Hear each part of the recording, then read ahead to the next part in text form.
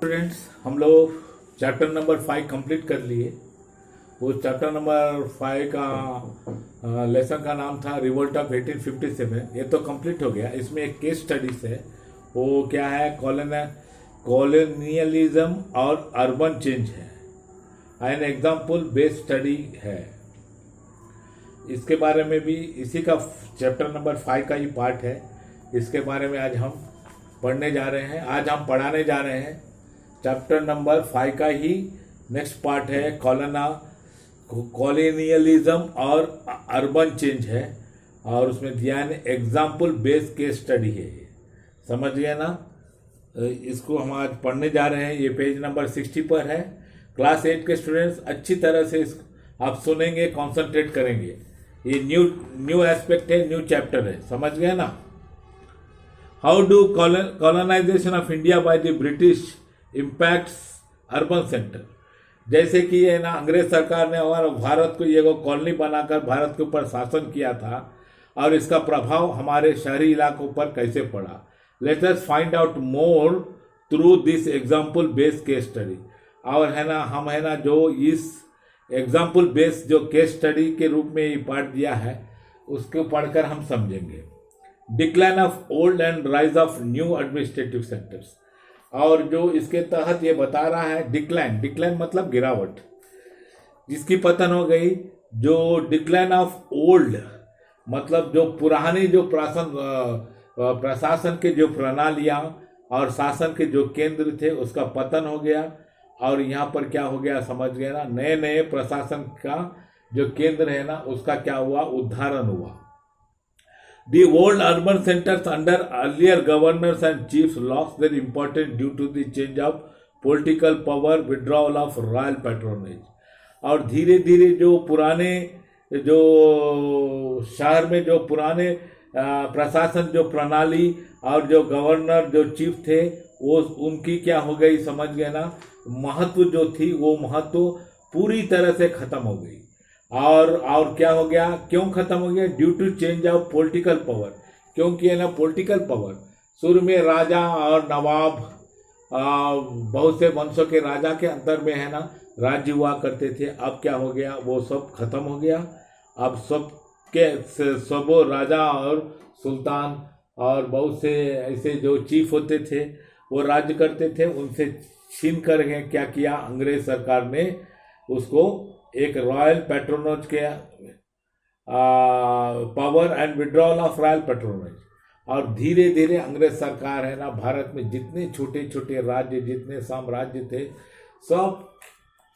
सब के शासकों को है ना हरा के है ना, वो सबको है ना, उनका जितने राज्य और जितने शासन केंद्र थे, अंग्रेज सरकार छीन कर क्या किया? अपने में मिला लिया। With the defeat of Nawab Sirajud-Dawla of Bengal in the Battle of Plassey, the capital Mushirabad lost its importance। अब उदाहरण में दिया है, जैसे कि नवाब थे, कौन थे? सिराजुद्दौला। वो कहाँ के थे? बंगाल के थे। उनके साथ अंग्रेज की युद्ध हुई। कहाँ पर हुई? प्लासी में हुई। तो उनकी राजधानी जो मुशीराबाद थी, वो सिराजुद्दौला के समय में मुर्शिदाबाद का है ना बहुत इंपॉर्टेंस था। लेकिन अंग्रेज सरकार ने क्या किया? अंग्रेजों ने ये सिराजुद्दौला को है ना प्लासी युद्ध में बुरी तरह से मात दिया, जिसके कारण है ना उसका इंपॉर्टेंस खत्म हो गया। There after ECCIC new capital Calcutta become more important. अब जैसे जैसे अंग्रेज ने अपना राज्यों को कब्जा किया, और वो कब्जा करते हुए आगे बढ़ा, उस तरह ना जो राज्यों का जो शहरी इलाके थे, जो शासन के जो केंद्र थे, उसके क्या हो गया? इंपॉर्टेंस खत्म होते हुए चला गया। There after east England India company जो था, वो धीरे धीरे है ना आगे बढ़कर क्या किया? समझ गए ना? मुर्शिदाबाद के बदला में कलकत्ता को अपना राजधानी बनाकर यहाँ से राज करना शुरू हो गया। और दूसरी बात है क्या ना, अब मुर्शिदाबाद का इंपॉर्टेंस खत्म होकर किसका इंपॉर्टेंस आ गया? अब कोलकाता का इंपॉर्टेंस आ गया। Decline of old emergence of new trading centres. और इसके बाद क्या हो गया? समझ गया ना? जो व्यापार केंद्र थे, बड़े बड़े ट्रेडिंग सेंटर थे पुराने, वो सब ट्रेडिंग सेंटर्स का इंपॉर्टेंस खत्म हो गया। और और नया नया ट्रेडिंग सेंटर्स है क्या भारत में, अंग्रेज सरकार के समय में नया नया ट्रेडिंग सेंटर्स बनना शुरू हुआ। In the 17th century Surat was the most important centre of overseas trade in the Mughal empire. Mughal शासन में है ना सूरत है ना बहुत बड़ा और बहुत महत्वपूर्ण ट्रेडिंग सेंटर था। However, with the establishment of Bombay as the main port, Surat lost its importance in 18th century। उसके बाद है ना अंग्रेजों ने है ना बॉम्बे में है ना मेन पोर्ट का एस्टाब्लिश किया। पोर्ट मतलब बंदरगाह का एस्टाब्लिश किया। एस्टाब्लिश होने के बाद है ना सूरत का जो इम्पोर्टेंस था वो इम्पोर्टेंस 19वीं सदी में क्या हो गया, सदा के लिए खत्म हो गया।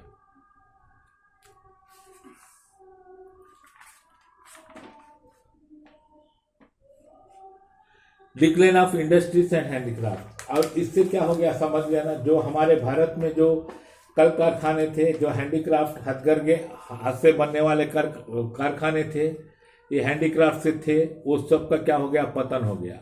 The colonial rule led to the decline of many traditional industries such as textiles.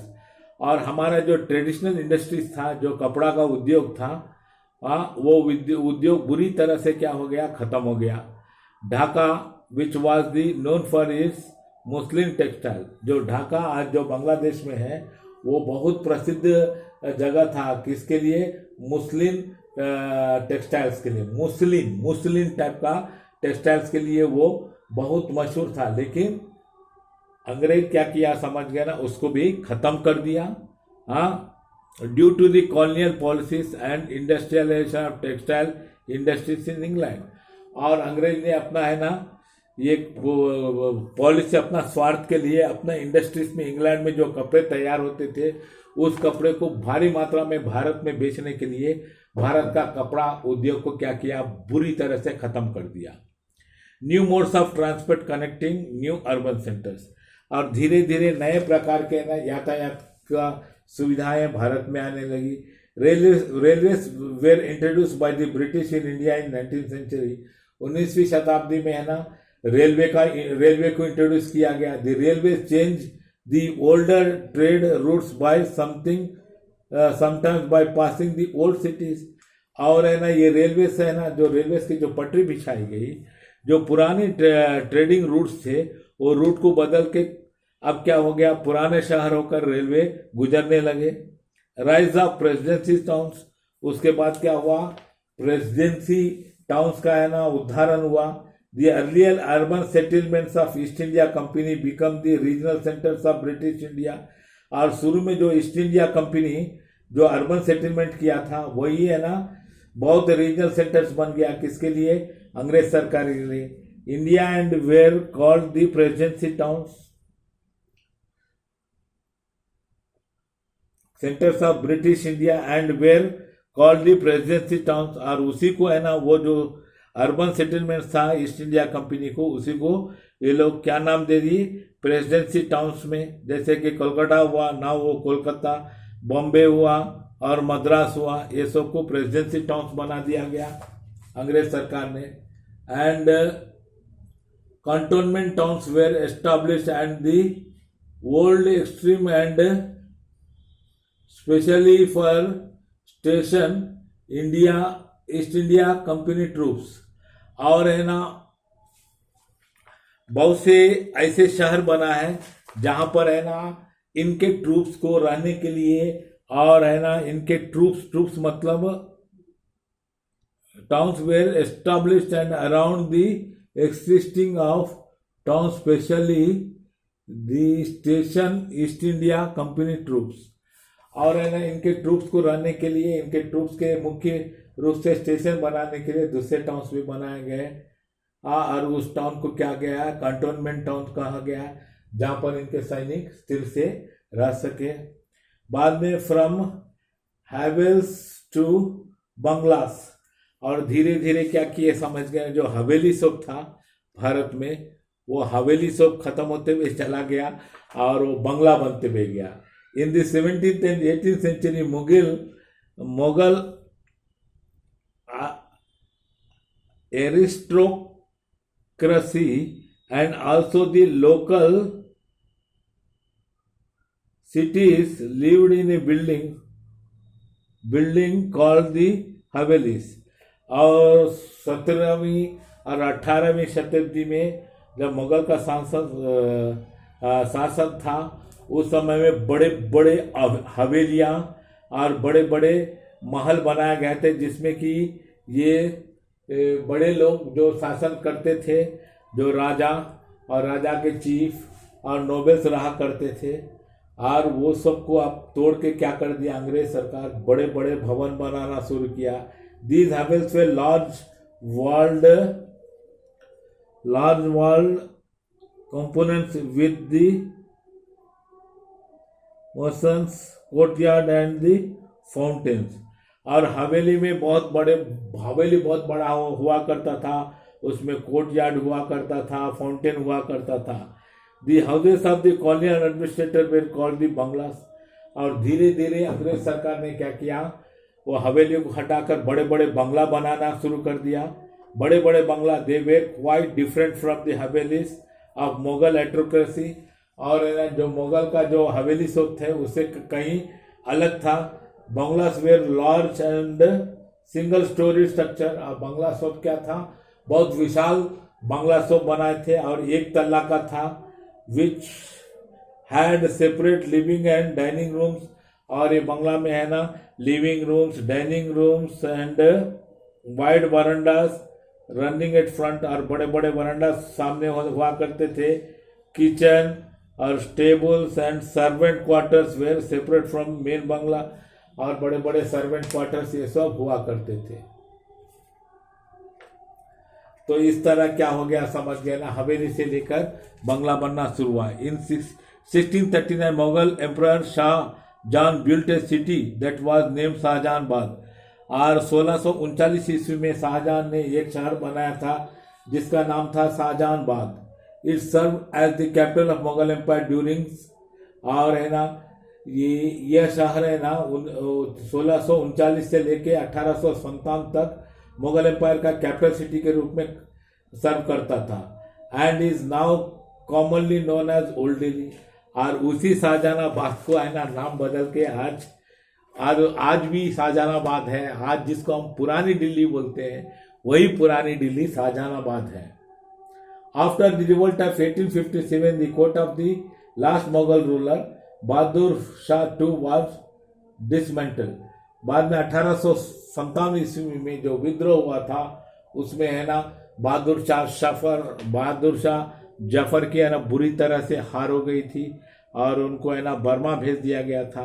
जब उनका है ना जो अदालत जो कोर्ट था वो पूरी तरह से अंग्रेज सरकार ने तोड़ दिया। And his palaces were raze to the ground. और उनके जितने महल थे सब महल को तोड़ दिया अंग्रेज सरकार। Barracks were build inside the red fort for the British troops. बड़े बड़े बैरक बनाए गए हैं कहाँ पर, रेड फोर्ट में, लाल किला में। Many new buildings were made to serve the British administration. बहुत से नए नए बिल्डिंग बनाए गए अंग्रेज सरकार चलाने के लिए। इन 1911 when the King George V was crowned in the England, a दरबार was held in Delhi to celebrate the occasion। 1911 में है ना किंग जॉर्ज V को है ना क्राउन मतलब उनको राजा बनाया गया। और कब 1911 में वो, और उसमें राजा जब बनाया गया था उनको किंग जॉर्ज V को, उसी समय में उस संदर्भ को है ना मनाने के लिए एक दरबार लगाया गया। Eight this Delhi Durbar the British announce their decision to shift the capital of India from Calcutta to Delhi. और उसी दरबार में ना अंग्रेज सरकार घोषणा किया कि कलकत्ता से लेके अब दिल्ली है ना वो अपने राजधानी, भारत के राजधानी को शिफ्ट कर रहे हैं। और उसी समय में है ना जो कलकत्ता से लेकर भारत के ऊपर राज करता था कलकत्ता से, अब वो कलकत्ता को छोड़कर दिल्ली शिफ्ट कर दिया। और उस दिन से भारत का राजधानी दिल्ली बना हुआ है। In 1932 New Delhi planned and build by 2 architects. 1932 में न्यू दिल्ली बनाने का प्लान बना और Sir Edwin Lutyens and Herbert Baker was inaugurated as the capital of British India. बाद में है ना और ये नया दिल्ली को है ना 2 आर्किटेक्टर बनाए थे। कौन थे? सर एडविन यूटेंस और हर्बर्ट बेकर। और बाद में है ना इसे है ना नया भारत का राजधानी के रूप में क्या किया गया? इनॉग्रेट किया गया। और उस दिन से भारत का नया राजधानी नई दिल्ली बनकर रह गई। ये केस स्टडी खत्म हो गया। अब है ना नेक्स्ट क्लास में है ना चैप्टर 6 पढ़ाएंगे। 8 के स्टूडेंट्स आप भली भांति से सुनेंगे और ये मेरा लेक्चर को समझेंगे। बहुत इंपॉर्टेंट है। Thank you very much class 8 के स्टूडेंट्स।